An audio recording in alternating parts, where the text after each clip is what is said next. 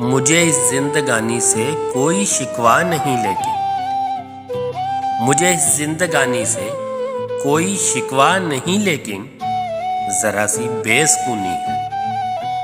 न जाने क्यों मेरे दिल में अजब एक खौफ रहता है।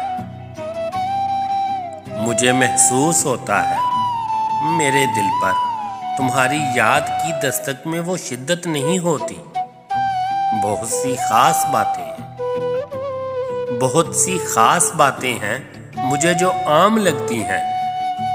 मेरे दिल में इन्हें सुनकर कोई तूफान नहीं उठता।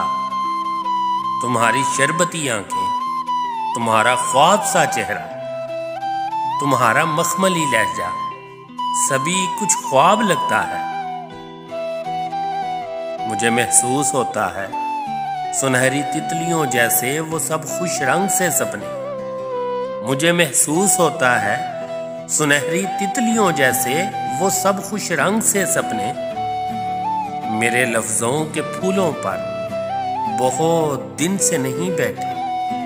मुझे महसूस होता है समय की तेज लहरों ने हमारे रेत के कच्चे गरोंदे तोड़ डाले हैं। मुझे उन तेज लहरों से सुनहरी तितलियों जैसे सभी खुश रंग सपनों से कोई शिकवा नहीं, लेकिन जरा सी बेसुकूनी है। मुझे महसूस होता है तुम्हारे दिल के दरवाजे पे मेरी याद की दस्तक। मेरी जान अब नहीं होती, मेरी जान अब नहीं होता कि मेरी याद आए तो तुम्हारी आंख भर आए।